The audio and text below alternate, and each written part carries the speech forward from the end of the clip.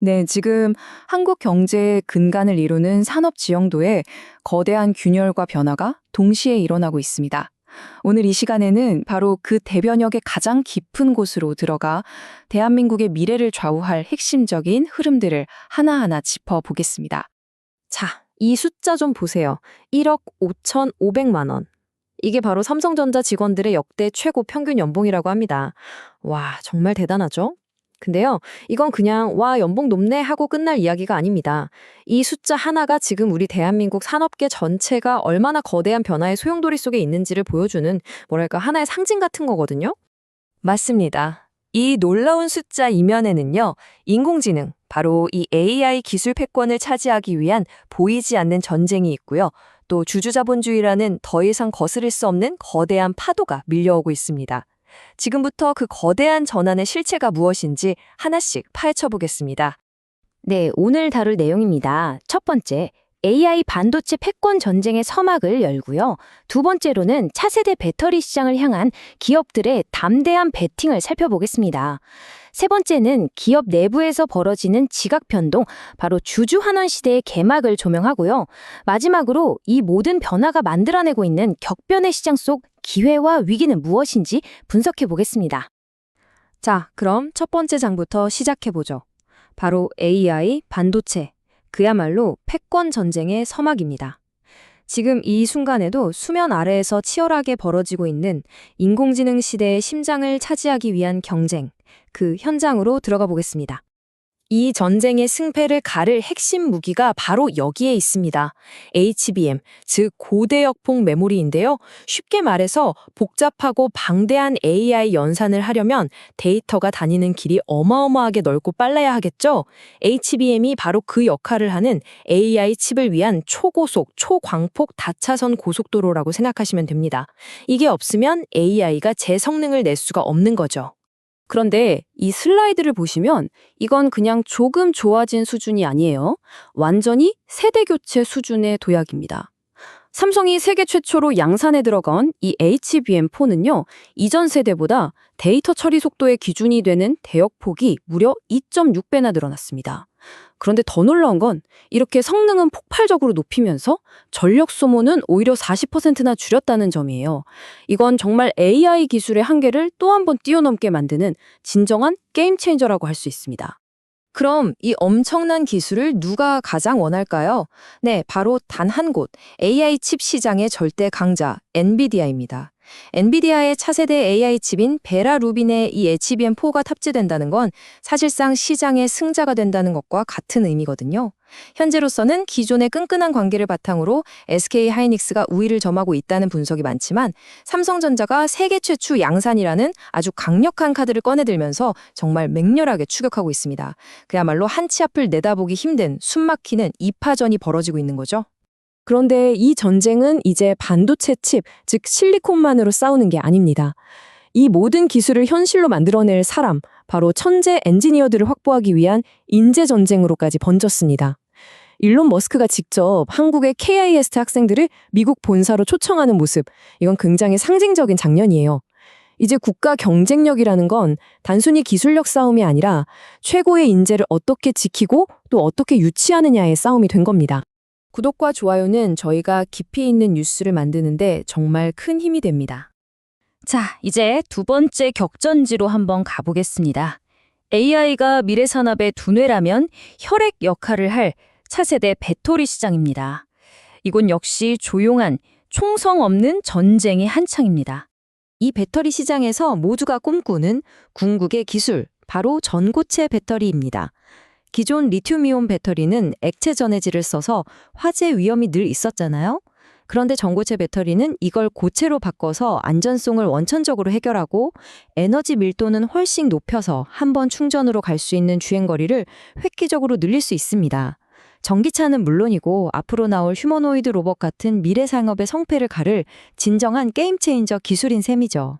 이 꿈의 기술을 누가 먼저 손에 쥐느냐, 이 경쟁에서 이기기 위해 삼성 SDI가 무려 10조 원이라는 정말 천문학적인 돈을 쏟아붓고 있습니다. 그런데 재밌는 건 몰빵 투자가 아니라는 거예요. 2025년 양산을 목표로 하는 미래 기술인 전고체 배터리에 당연히 투자하고요.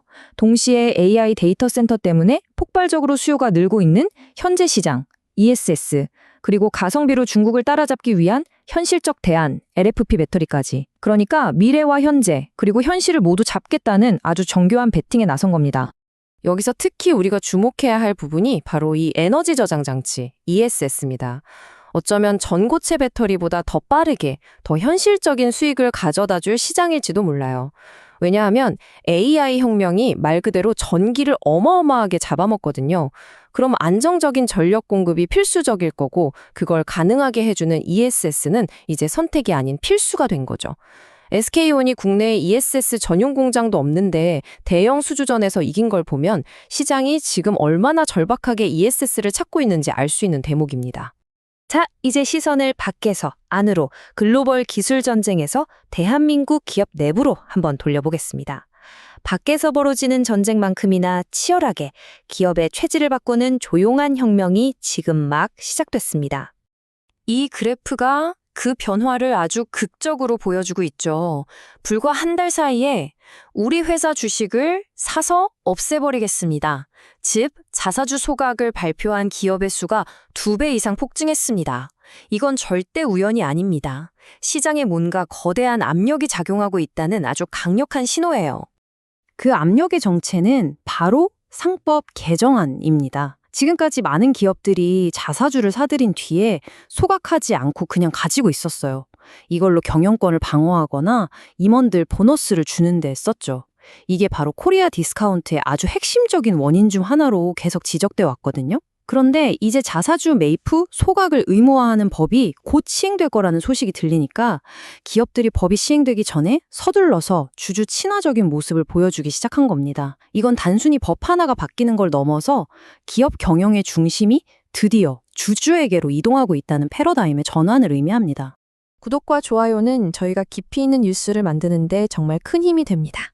자, 이제 마지막 장입니다.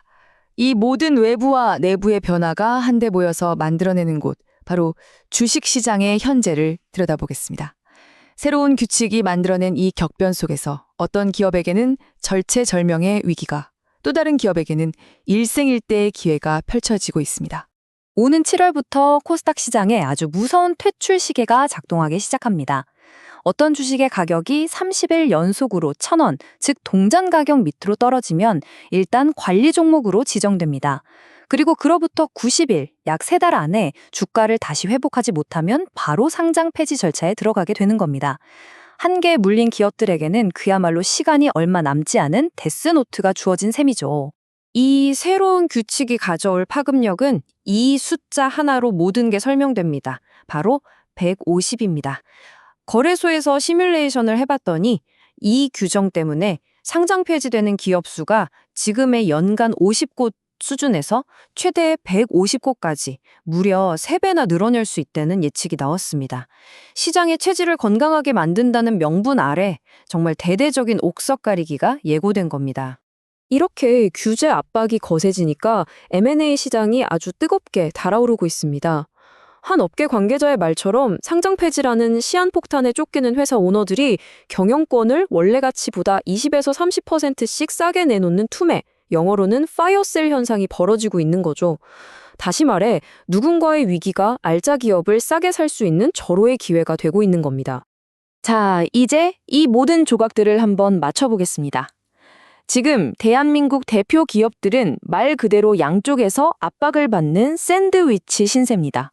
밖에서는 AI와 배터리 같은 글로벌 기술 전쟁에서 살아남기 위해 모든 걸 걸어야 하고, 안에서는 주주 가치를 높이라는 거센 개혁의 압박에 직면해 있습니다.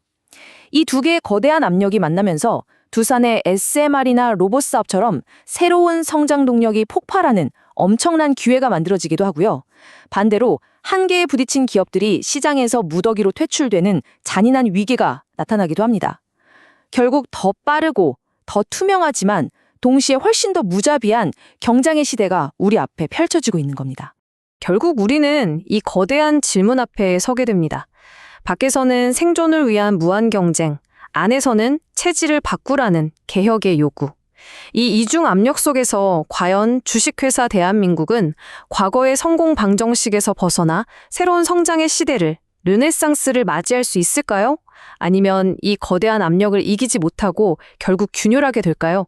지금 바로 이 순간 한국 경제의 미래가 새롭게 쓰여지고 있습니다.